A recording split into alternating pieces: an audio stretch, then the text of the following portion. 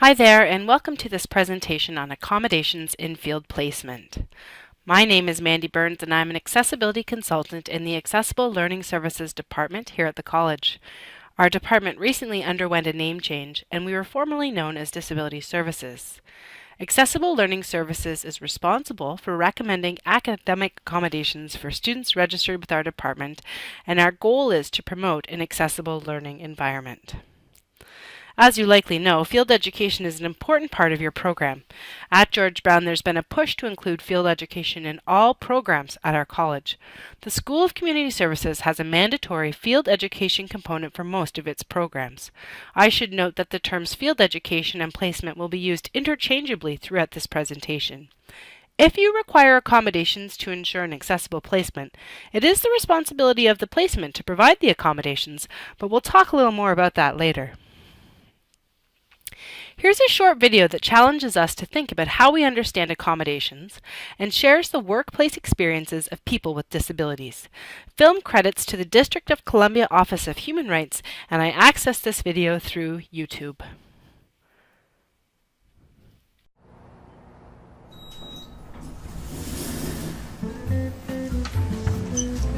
Good morning, Bob. Morning there, big man. Morning, Alice! There's no need to be awkward. Poor Bob. Like so many of us, he just doesn't know how to interact with people with disabilities. It's pretty easy, really. People with disabilities are people first. We need the same things that every person needs, like respect. Good morning, everyone. Attention! Okay. Maybe we need to be more specific. The easiest way to show respect is to focus on the person, not the disability. It's okay. You'll get the hang of it. One easy way to focus on the person is to watch the person signing and not their interpreter.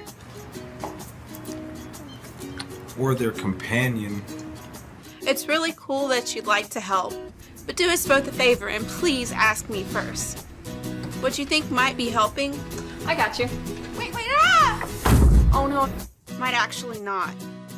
If you'd like to offer me help, let me hold on to your elbow. Don't take mine. Hey, would you like to take my arm? Sure. Assistive devices help us to live our lives. They're really important and really personal.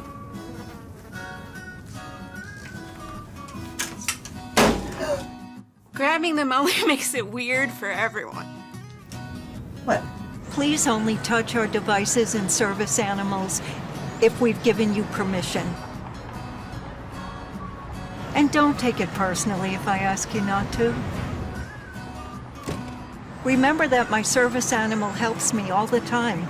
Neither of us would like it if we were separated. Remember, we make our own decisions.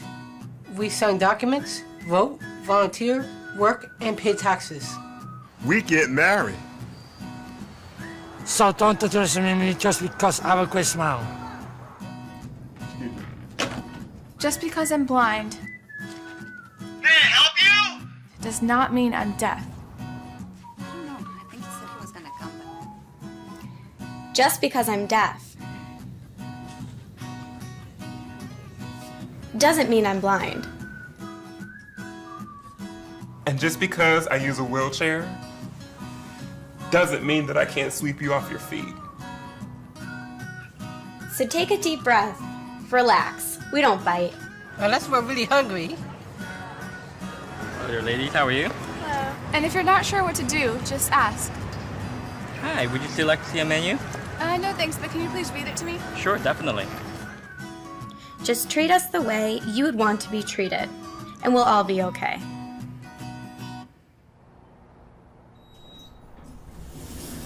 Good morning. Good morning. Morning, Alice. Morning. Awkward no more. Nice job, Bob. Go forth and be human. There's no need to be awkward. In any placement or job, it's important to know what is expected of you, the employee. The employer or field education supervisor should identify the bona fide duties or the essential requirements of the position. These essential requirements are what you, the placement student, need to achieve while in your placement. Individuals with disabilities are expected to meet these requirements too. The outcomes or the expectations don't change, but because of the individual's disability, the way in which the individual achieves those outcomes may look a little different. This is where accommodations come into play. So, what is an accommodation? Do you have any ideas? I encourage you to stop this video and give yourself a chance to think about accommodations and what this means in a field education setting. Ready to go again? Accommodations can be described as modifications, adjustments, or alternate ways or methods for an individual to meet the outcomes or expectations of the jobs. Remember those bona fide requirements? Yes, those specific outcomes that the student must produce. It's important to keep in mind that the accommodations allow the individual to meet those expectations without lowering or changing the expectations of the role.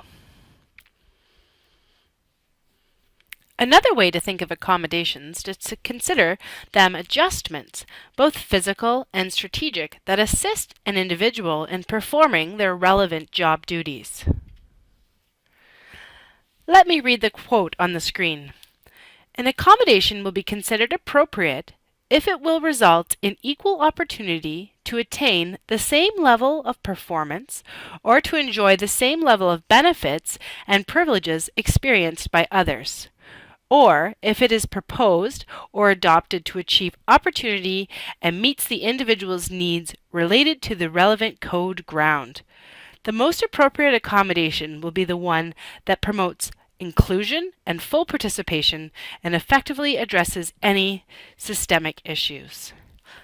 This quote comes from the Ontario Human Rights Code. In Ontario, we have laws that protect individuals' right to accommodation, specifically the Ontario Human Rights Code, where this quote's from, as well as the Accessibility for Ontarians with Disabilities Act, otherwise known as AODA.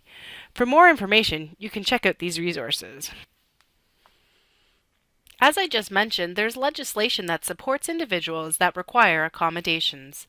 The Ontario Human Rights Code, the Canadian Charter of Rights and Freedoms, and the Ontario Accessibility for Ontarians with Disabilities Act, otherwise known as AODA.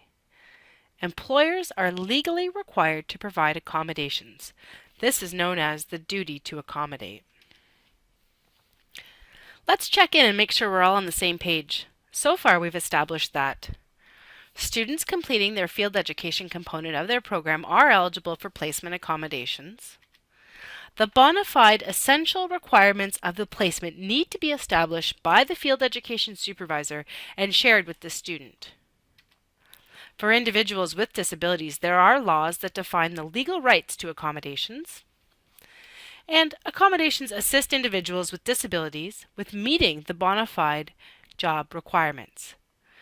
Now that we understand the theory, let's get specific and talk about the different types of accommodations. There are different types of accommodations available in field placement. The type of accommodations that are recommended depend on the individual's functional limitations and the expectations of the placement. Placement accommodations need to be reasonable and can include hard or soft accommodations. They allow an individual to perform the essential duties, and the accommodations can change over time. The most important thing to remember about accommodations is that they give the individual with a disability the opportunity to perform the essential requirements of the job. Or, as we like to say, they level the playing field. Another important point, not everyone needs accommodations. So what did I mean by hard and soft accommodations? Well, here are a few examples. Hard accommodations include tangible items such as furniture, accessories, assistive devices, and adaptive technology. Soft accommodations aren't tangible, but give the individual the necessary supports to be successful at their job. So why do employers accommodate? Well, we've already looked at the federal and provincial legislation that mandates the provision of accommodations. But I'm guessing there's something that you're thinking about, something maybe that you want to know, something that you're wondering. Maybe the number one question that we always hear. Do I have to tell my field placement supervisor what my disability is? Well, what do you think? Are you legally required to provide medical information about the specifics of your disability? And the answer is no. You do not need to share the specific diagnosis with your employer, but you do need to be able to share the details of how your disability impacts you in the workplace. Oh, and you also have to be an active participant in figuring out which accommodations will work best for you. So how does this whole accommodation thing work anyways? Once you have established that you need accommodations to be successful in your placement, the field supervisor and the placement student need to work together to figure out which accommodations will work best. Sometimes in rare situations, accommodations might not work or be appropriate for the placement.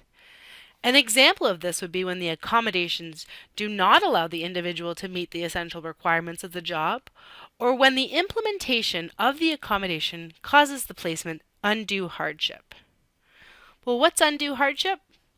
That's when the cost of accommodation is so great that it would not be financially feasible to implement. In other words, providing the accommodation would bankrupt placement. The most common comment I hear from students is that they didn't know that accommodations were available in field placement.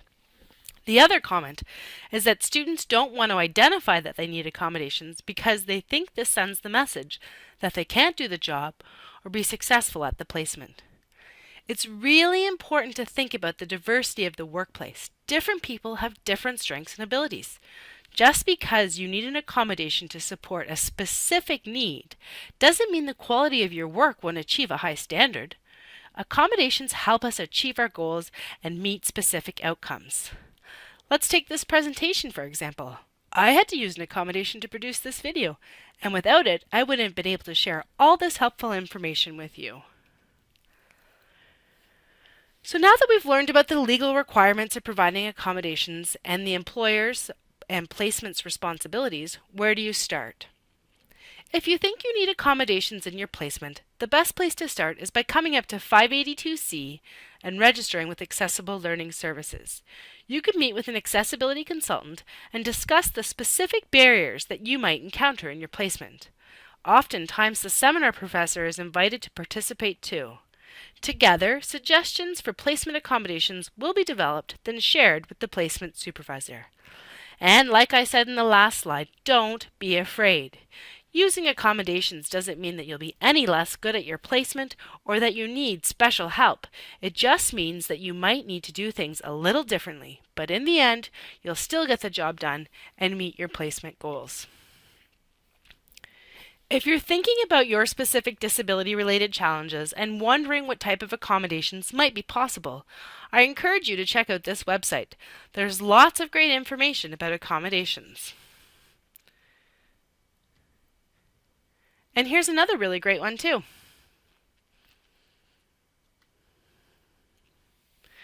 If you've been denied accommodations or made feel as though an accommodation request isn't appropriate or reasonable, there's legal support to help you walk through the process. And for more information on accommodations, here are a few resources you might want to check out for more information. Good luck in your field placements this year. I know it can be intimidating and overwhelming, but remember, there's lots of really great support here at the college. Come find us up on the 5th floor if you want to chat about how you're feeling.